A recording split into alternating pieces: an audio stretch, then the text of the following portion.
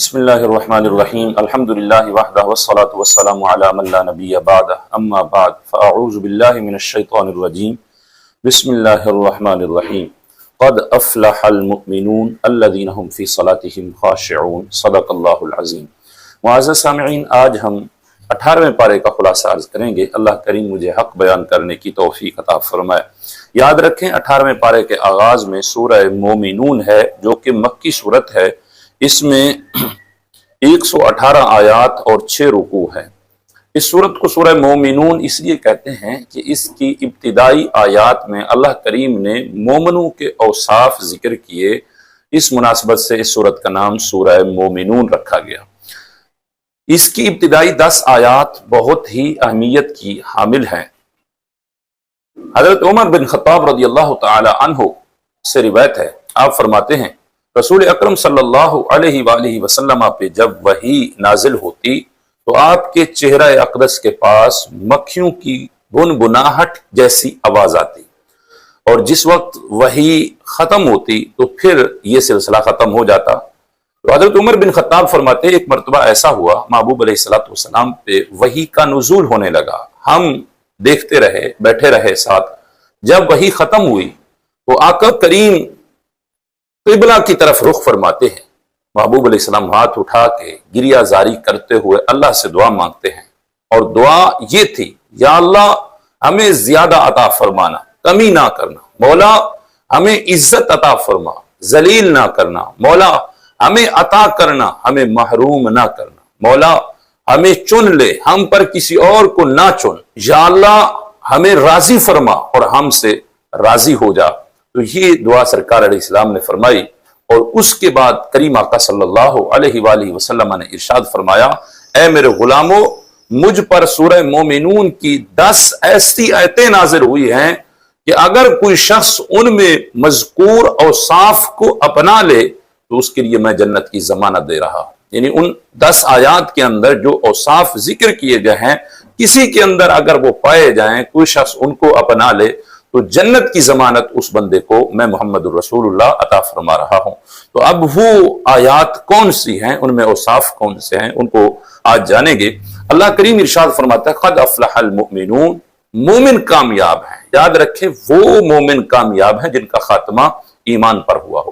محبوب علیہ السلام نے ارشاد فرمایا، جو شخص جہنم سے بچنا پسند کرتا ہو اور جنت میں داخلہ پسند کرتا ہو تو اس کو موت اس حالت میں ضرور آئے کہ وہ اللہ اور اس کے رسول صلی اللہ علیہ وسلم پر ایمان رکھتا ہو اور لوگوں کے لیے وہی معاملات پسند کرتا ہو جو اپنے لیے پسند کرتا ہے۔ تو ایمان کی حالت میں اس دنیا سے جانا ضروری ہے، تب انسان کامیاب ہوگا، وگرنہ کامیابی نہیں مل سکتی۔ تو اللہ نے ایمان والوں کا پہلا وصف بیان کیا، فرمایا الذین هم فی صلاتهم خاشعون، وہ مومن کامیاب ہیں جو اپنی نماز میں خشوع و خضوع کرتے ہیں، عاجزی کرتے ہیں، اللہ سے ڈرتے ہیں۔ اب ظاہری خشوع و خضوع بھی اختیار کرتے ہیں اور باطنی بھی خشوع و خضوع اختیار کرتے ہیں۔ ظاہری خشوع تو یہ ہے کہ نماز کو اس کے تمام ارکان کے ساتھ، آداب کے ساتھ ادا کرنا، وقت پہ ادا کرنا، پابندی کا لحاظ رکھنا، اور نماز پڑھتے ہوئے اپنی نظر کو مصلی پہ رکھنا، جائے نماز پہ رکھنا، اور آنکھوں کے کناروں سے دائیں بائیں نہ دیکھنا، اور اسی طرح نماز کے دوران آسمان کی طرف نہ دیکھنا۔ محبوب علیہ السلام نے اس پہ بڑی سختی فرمائی، فرمایا جو نماز کے دوران آسمان کی طرف بار بار نگاہیں اٹھاتے ہیں وہ باز آ جائیں، کہیں ایسا نہ ہو اللہ کریم ان کی نگاہوں کو چھین لے، ان کی نظر کو چھین لے۔ تو انتہائی یہ نامناسب حرکت ہے، نماز پڑھتے ہوئے انسان آسمان کی طرف دیکھتا رہے، اور اسی طرح صدل کرنا یہ بھی مکروہ ہے، نماز کے اندر نہیں ہونا چاہیے۔ صدل یہ ہے کہ کپڑا جو ہے دونوں طرف سے لٹکانا، اس کے دونوں کنارے لٹک رہے ہوں اور بندھے ہوئے نہ ہوں تو یہ مکروہ ہے، ایسی صورت میں نماز واجب الاعادہ ہوتی ہے۔ تو ظاہری خشوع یہ ہے، باطنی خشوع کیا ہے؟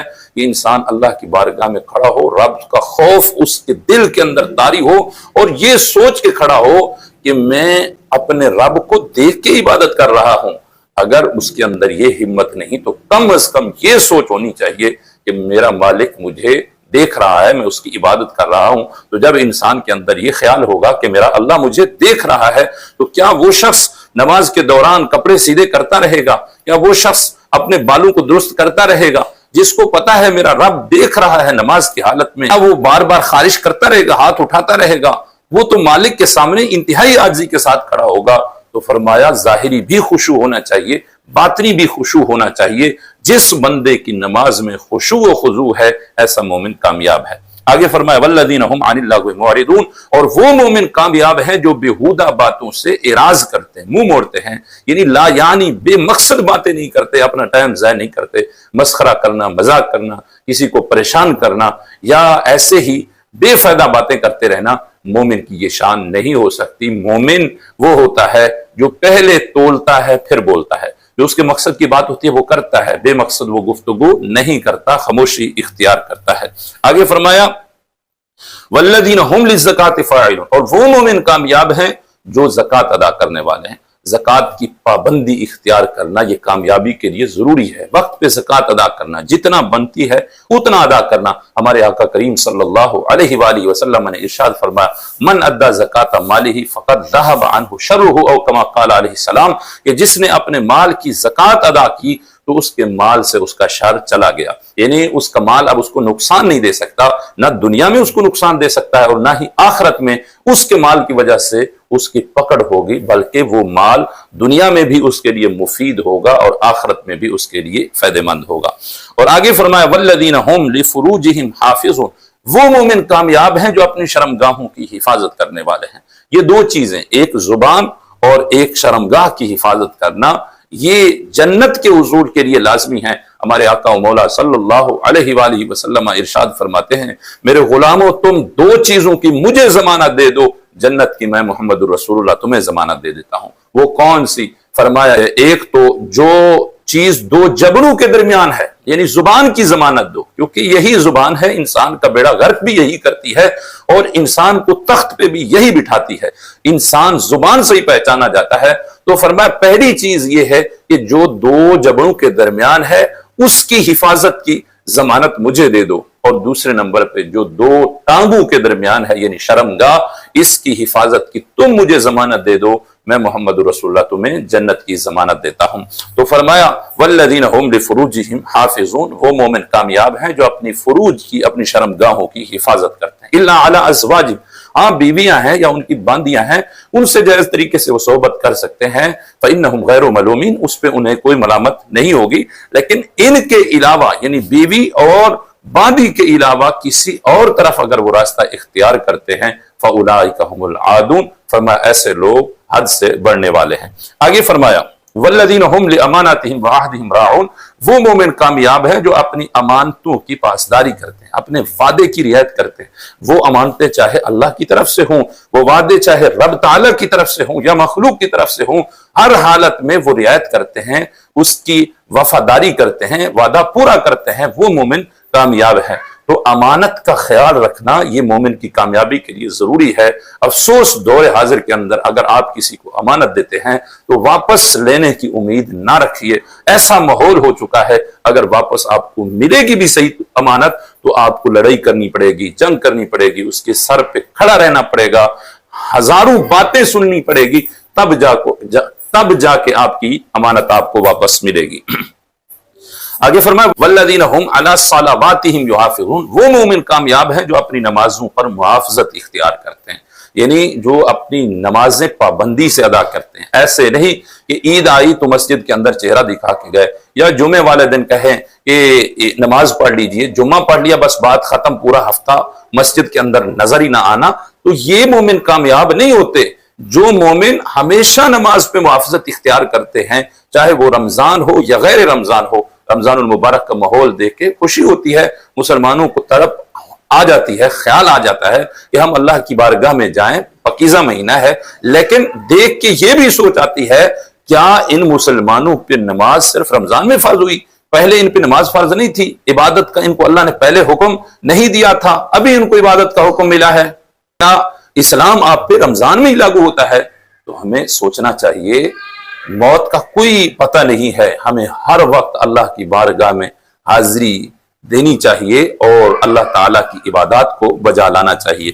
معزز سامعین، آگے اللہ فرماتا ہے اولئک هم الوارثون، جن مومنوں کے اندر یہ اوصاف پائے جاتے ہیں یہ وارث ہیں۔ کس کے وارث ہیں؟ الذین یرثون الفردوس، یہ جنت الفردوس کے وارث ہیں، ان کو اللہ جنت الفردوس عطا فرمائے گا۔ تو قرآن سے ہی پتہ چل گیا کہ جن کے اندر یہ اوصاف ہیں اللہ انہیں ضرور جنت عطا فرمائے گا۔ سامعین، محبوب علیہ الصلوۃ والسلام نے ارشاد فرمایا کہ جنت کے 100 درجے ہیں، ہر 2 درجوں کے درمیان اتنا مسافت ہے جتنا زمین و آسمان کے درمیان مسافت ہے۔ فرمایا سب سے اعلیٰ درجہ جو ہے وہ جنت الفردوس ہے، جو درمیانی ہے اور سب سے اعلیٰ ہے، اور اس کے اوپر اللہ کا عرش ہے، اور عرش سے جنت کی نہریں نکلتی ہے۔ ہمارے آقا کریم نے فرمایا کہ جس بندے نے اللہ سے جنت مانگنی ہو، جب دعا کرنی ہو، اسے چاہیے کہ وہ جنت الفردوس کی دعا کرے، ہو سکتا ہے اس کی دعا قبول ہو گئی تو اللہ کریم اس کو ضرور جنت الفردوس عطا فرمائے گا۔ تو یہ مومنوں کے اوصاف بیان ہوئے، یہ ہر مومن کے اندر ہونے چاہیے۔ سامعین، اسی پارے کے اندر سورہ نور ہے، اس کو سورہ نور اس لیے کہتے ہیں کہ اس کے اندر اللہ کی صفت نور کا کثرت سے ذکر ہوا، اس مناسبت سے اس کا نام سورہ نور رکھا گیا۔ اس میں بہت سارے احکام ذکر کیے گئے، جن میں ابتدائی طور پہ زانی مرد اور زانی عورت کی سزا کو اللہ نے ذکر فرمایا۔ اگر وہ غیر شادی شدہ ہیں تو ان کی سزا 100 کوڑے ہیں، اگر وہ شادی شدہ ہے تو ان کی سزا رجم ہے، یعنی سنسار کرنا ہے۔ اور پہلے یہ بھی حکم تھا کہ زانی مرد یا زانی عورت سے زانی ہی نکاح کر سکے گا، دوسرا نہیں کر سکتا، لیکن اب یہ حکم منسوخ ہو چکا ہے، اور مشرکہ عورت سے بھی نکاح کو حرام قرار دیا گیا، جس کی حرمت ہمیشہ کے لیے باقی ہے۔ مشرک عورت سے نکاح نہیں کیا جا سکتا۔ اور نجائز تہمت لگانا کسی پہ، پاک دامن خاتون پہ، اس سے منع فرمایا گیا، اور اس کی حد مقرر کی گئی۔ جو تہمت لگاتے ہیں فرمایا ان کی سزا 80 کوڑے ہیں۔ اب اسی صورت کے اندر واقعہ افک بھی ذکر ہوا، یعنی حضرت ام المؤمنین عائشہ صدیقہ رضی اللہ تعالی عنہا پہ جو بہتان لگا، اس کا بھی اللہ نے ذکر فرمایا، اور حضرت عائشہ صدیقہ رضی اللہ تعالی عنہا کی پاک دامنی کا رب نے اعلان فرمایا۔ اس کا خلاصہ یہ ہے، 5 ہجری کو نبی علیہ السلام غزوہ بنی مستلق سے جب واپس ہو رہے تھے، مدینہ طیبہ کے قریب آپ نے پڑاؤ کیا، آپ وہاں پر ٹھہرے، تو قافلہ بھی ٹھہرا، رات کا وقت تھا۔ ام المؤمنین حضرت عائشہ صدیقہ رضی اللہ تعالی عنہا قضائے حاجت کے لیے کسی گوشے میں تشریف لے جاتی ہے، وہاں آپ کا ہار ٹوٹ جاتا ہے، اس ہار کی تلاش میں آپ کو دیر ہو گئی۔ جب آپ واپس آئی تو قافلہ چلا گیا تھا، قافلے والوں نے یہ سمجھا کہ امی جان محمل کے اندر یعنی کجاوے شریف کے اندر موجود ہیں، انہوں نے اونٹ پہ کجاوہ کس دیا اور سفر شروع کر دیا۔ اب حضرت ام المؤمنین عائشہ صدیقہ جب اس مقام پہ پہنچتی ہیں، قافلہ نہیں تھا، آپ وہاں پر تشریف فرما ہوئی، اور یہ سوچا کہ قافلے والوں کو جب پتہ چلے گا میری خبر گیری کے لیے، مجھے لینے کے لیے ضرور واپس آئیں گے۔ تو آپ بیٹھی ہوئی تھی۔ اس وقت طریقہ کار یہ ہوتا تھا کہ جب قافلہ ایک جگہ سے اٹھتا، ایک شخص کی ڈپٹی ہوتی، وہاں جا کے بعد میں چکر لگائے، دیکھے کوئی چیز رہ تو نہیں گئی۔ حضرت صفوان رضی اللہ تعالی عنہ کی ڈپٹی تھی، جب یہ قافلہ چلا گیا وہ واپس دیکھنے کے لیے آئے، دیکھا ایک خاتون ہے بیٹھی ہوئی ہیں، تو آپ نے اونچی آواز سے انا للہ و انا الیہ راجعون پڑھا، یعنی ڈر گئے آپ۔ تو حضرت ام المؤمنین عائشہ صدیقہ پردہ فرماتی ہیں، آپ نے آ کے اونٹ بٹھایا، حضرت عائشہ صدیقہ اس اونٹ پہ سوار ہوتی ہیں اور جلدی سے قافلے میں پہنچ جاتی ہیں۔ تو جو سیاہ باطن منافقین تھے انہوں نے عجیب و غریب قسم کی باتیں کرنا شروع کر دی کہ حضرت عائشہ پیچھے کیوں ہو گئی، حضرت صفوان کے ساتھ کیوں گئی، یہ باتیں کی بد باطل لوگوں نے۔ تو کچھ مومنین بھی ان کی باتوں میں آ گئے، تو اللہ کریم نے ان سب کی سرزنش کی، اللہ تعالیٰ نے ان کو ڈانٹا، اور منافقین کی منافقت کو رب تعالیٰ نے ظاہر فرمایا۔ تو مدینہ طیبہ جب پہنچ جاتے ہیں، حضرت ام المؤمنین عائشہ صدیقہ رضی اللہ تعالی عنہ بیمار ہو جاتی ہیں، 1 مہینے تک بیمار رہی، آپ کو خبر نہ تھی۔ محبوب علیہ السلام پریشان تھے، صحابہ کرام بھی پریشانی کا شکار تھے۔ اب یہ مطلب نہیں کہ نبی علیہ السلام کو علم نہیں تھا، حضور علیہ السلام اچھی طریقے سے جانتے تھے۔ آقا کریم نے برسر منبر فرمایا تھا، بخاری شریف کتاب المغازی کے اندر یہ حدیث موجود ہے، محبوب علیہ السلام نے فرمایا لا اعلم فی اہل الا خیرا، او کما قال علیہ السلام، کہ میں اپنے اہل کے بارے میں بہتری کے سوا کچھ نہیں جانتا، یعنی میرا اہل بہتری پہ ہے، ان کو کوئی مسئلہ نہیں ہے۔ یہ منافقین عجیب و غریب قسم کی باتیں کر رہے ہیں۔ محبوب علیہ السلام پریشان صرف اس لیے تھے کہ ایک شریف النفس شخص پہ تہمت لگ جائے یا اس کے بارے میں برا بھلا کہا جائے تو وہ ویسے پریشان ہو جاتا ہے کہ میں جب کسی کو کچھ نہیں کہتا، یہ لوگ مجھے کیوں ایسی باتیں کرتے ہیں۔ صحابہ کرام رضوان اللہ تعالی علیہم اجمعین نے بھی امی جان کی پاکی بیان فرمائی۔ حضرت عمر رضی اللہ تعالی عنہ نے یہ کہا تھا کہ منافقین یقینی طور پہ جھوٹے ہیں، ام المومنین حضرت عائشہ صدیقہ رضی اللہ تعالی عنہا یقینی طور پر سچی ہیں، کیونکہ یہ وہ محبوب ہیں جن پہ اللہ تعالیٰ مکھی نہیں بیٹھنے دیتا، کیونکہ وہ مکھی گندگی پہ بیٹھتی ہے، تو گندگی پہ بیٹھنے والی مکھی سے جو رب اپنے محبوب کی حفاظت فرماتا ہے تو وہ گندی عورت سے کیوں نہ حفاظت فرمائے گا؟ اس لیے محبوب علیہ السلام کی اہلیہ طیبہ طاہرہ ہیں، ان میں کوئی عیب نہیں، وہ پاک ہیں۔ اور حضرت علی المرتضیٰ رضی اللہ تعالی عنہ نے بھی آپ کی پاکی بیان کی اور یہ کہا کہ محبوب علیہ السلام کی شان تو یہ ہے کہ آپ کی اگر نعلین پاک پہ، جوتے پاک پہ اگر ایک جون کا خون لگ جائے تو اللہ تعالیٰ فرماتا ہے اس جوتے کو اتار دو۔ تو جو رب آپ کے نعلین کی تھوڑی سی آلودگی برداشت نہیں کرتا، وہ آپ کے اہل کی آلودگی کیسے برداشت فرمائے گا؟ ایسا ہرگز نہیں ہو سکتا۔ باقی صحابہ کرام نے بھی ام المؤمنین حضرت عائشہ صدیقہ رضی اللہ تعالی عنہا کی پاکی بیان کی۔ معاملہ تو پہلے سے بھی یقینی ہو چکا تھا، لیکن حضرت عائشہ صدیقہ رضی اللہ تعالی عنہا کو خبر نہ تھی۔ ایک مہینے کے بعد حضرت ام مصطح رضی اللہ تعالی عنہا نے ان کو جا کے بتایا کہ آپ کے بارے میں اس طرح کی باتیں کی جا رہی ہیں، تو آپ کی بیماری اور بڑھ جاتی ہے، آپ رونے لگ جاتی ہیں، آپ کا رونا بند نہیں ہو رہا تھا، آنسو تھم نہیں رہے تھے، بیماری اور بڑھ گئی۔ تو پھر اللہ کریم نے اپنے محبوب کی محبوبہ کی طہارت کو قرآن کے اندر بیان فرمایا۔ اللہ نے 18 آیتیں نازل فرما کے فرمایا میرے محبوب کی محبوبہ جو ہیں وہ بالکل پاک صاف ہیں، ان میں کسی قسم کا کوئی عیب نہیں ہے۔ تو دیکھیے کتنا اللہ نے اپنے محبوب کے گھر والوں کو شان عطا فرمائی۔ اگر حضرت یوسف علیہ السلام پہ تہمت لگی تھی، رب تعالیٰ نے وہاں سے ایک بچے سے گواہی دلوائی تھی، ایک پنگوڑے میں موجود بچے نے گواہی دی کہ یوسف علیہ السلام پاک ہیں، قصور حضرت زلیخا کا ہے۔ اور اسی طرح حضرت مریم رضی اللہ تعالی عنہا پہ جب تہمت لگتی ہے تو اس وقت بھی اللہ تعالیٰ نے حضرت عیسیٰ علیہ السلام کو حکم دیا کہ بچپنے میں تم گواہی دو۔ حضرت عیسیٰ علیہ السلام پنگوڑے میں خود کیا ہے گواہی دیتے ہیں کہ میری ماں پاک ہے، اللہ نے مجھے نبی بنایا ہے اور مجھے بابرکت بنایا ہے۔ تو حضرت عیسیٰ علیہ السلام کی ماں کی پاکی حضرت عیسیٰ علیہ السلام بیان کریں، حضرت یوسف علیہ السلام کی پاکی ایک بچہ گھر میں موجود وہ بیان کرے۔ لیکن یہاں معاملہ محبوب کی محبوبہ کا ہے۔ رب چاہتا تو درخت بھی گواہی دے دیتے، رب چاہتا تو کوئی بچہ بھی گواہی دے دیتا، رب چاہتا تو زمین کے ذرے بھی گواہی دے دیتے، رب چاہتا تو جانوروں سے بھی گواہی دلوا سکتا تھا، لیکن رب تعالیٰ نے فرمایا نہیں، اوروں کا معاملہ اور ہے، یہ مسئلہ ہے محبوب کائنات کا، یہ مسئلہ ہے میرے محبوب کی محبوبہ کا، یہاں کوئی اور گواہی نہیں، میں خود رب ذوالجلال ان کی پاکی کی گواہی دیتا ہوں۔ اللہ نے 18 آیتیں نازل فرما کے سیدہ کائنات حضرت عائشہ صدیقہ رضی اللہ تعالی عنہا کی پاکیزگی کی گواہی عطا فرمائی۔ اعلیٰ حضرت امام احمد رضا خان فرماتے ہیں بنت صدیق آرام جانے نبی، بنت صدیق آرام جانے نبی، اس حریم برات پہ لاکھوں سلام، یعنی ہے سورہ نور جن کی گواہ، یعنی ہے سورہ نور جن کی گواہ، ان کی پر نور صورت پہ لاکھوں سلام۔